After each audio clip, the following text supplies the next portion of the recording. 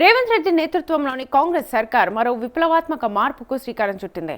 రాష్ట్రంలోని ప్రతి పౌరుడికి అందుతున్న సంక్షేమ పథకాల వివరాలన్నీ ఒకే కార్డులో అందుబాటులో ఉండేలా సమగ్ర సంక్షేమ కార్డును రూపొందించాలని సీఎం రేవంత్ రెడ్డి అధికారులను ఆదేశించారు.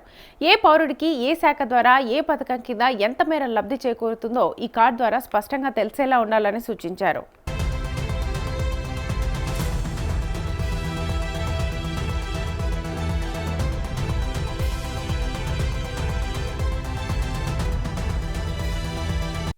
తక్షణమే అందుకు అవసరమైన చర్యలు చేపట్టాలని, అన్ని శాఖల నుంచి లబ్ధిదారుల డేటాను సేకరించేందుకు ప్రత్యేక డ్రైవ్ను చేపట్టాలని ఆదేశించారు.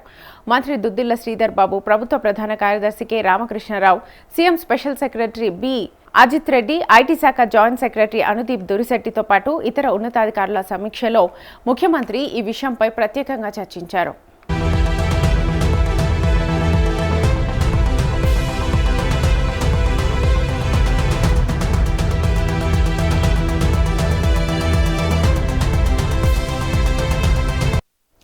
సమగ్ర సంక్షేమ కార్డు ద్వారా రాష్ట్రంలోని ప్రతి పౌరుడి పూర్తి సంక్షేమ ప్రొఫైల్ ఒకే చోట అందుబాటులోకి వస్తుందని ముఖ్యమంత్రి చెప్పారు.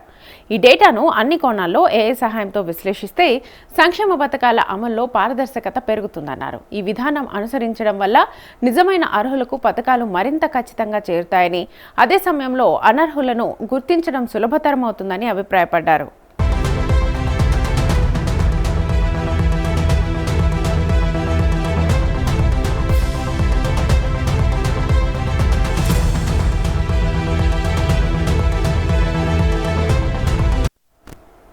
ప్రతి శాఖ వేర్వేరుగా కార్డులు ఇచ్చే పద్ధతికి బదులు ఐటీ శాఖ ఆధ్వర్యంలో సమగ్ర సంక్షేమ కార్డు ఉండాలని సూచించారు. టెక్నాలజీపై పట్టున్న, చురుగ్గా పనిచేసే యువ అధికారులను ఈ ప్రక్రియకు వినియోగించాలని చెప్పారు. ఈ కార్డులో ఆరోగ్యశ్రీ, ముఖ్యమంత్రి సహాయ నిధి, ఫీజు రియంబర్స్మెంట్, కార్మిక శాఖ, విద్యాశాఖ, బీమా పథకాలు, ప్రభుత్వం తీసుకొస్తున్న బీమా పథకాల వివరాలు ఉండాలని ముఖ్యమంత్రి చెప్పారు. అవసరమైతే ఆధార్ నెంబర్ తరహాలో రాష్ట్ర స్థాయిలో ప్రత్యేక యూనిక్ ఐడెంటిటీ నెంబర్ ఇచ్చేలా ఆలోచించాలని అన్నారు.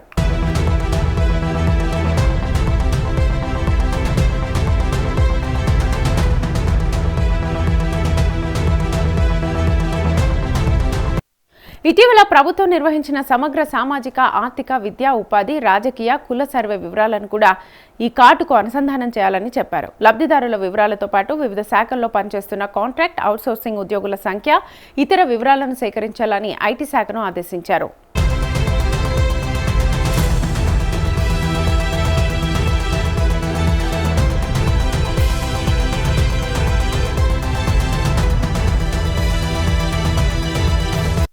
ఏఐ ఆధారిత ప్రొఫైలింగ్ జరగాలని సూచించారు. ఎక్కడైనా మరణ ధృవీకరణ పత్రం జారీ అయితే ఆ సమాచారం చేయూత పెన్షన్ డేటాబేస్కు చేరాలని, వెంటనే దాని ఆధారంగా చర్యలు మొదలయ్యేలా ఉండాలని అన్నారు.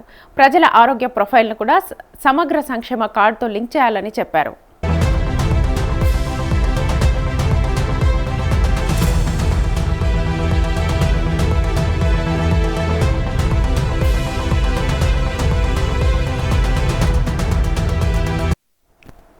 కేరళ నుంచి గల్ఫ్కు వలస వెళ్లే ఉద్యోగులకు అనుసరిస్తున్న విధానాలను అధ్యయనం చేయాలని సూచించారు.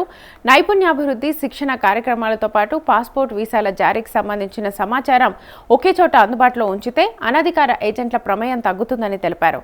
పేదలకు సంక్షేమ ఫలాలు ఖచ్చితంగా చేరేలా ప్రభుత్వం అమలు చేసే ప్రతి పథకం ప్రభావాన్ని అంచనా వేసేలా సమగ్ర సంక్షేమ కార్డు ఉండాలని ముఖ్యమంత్రి స్పష్టం చేశారు.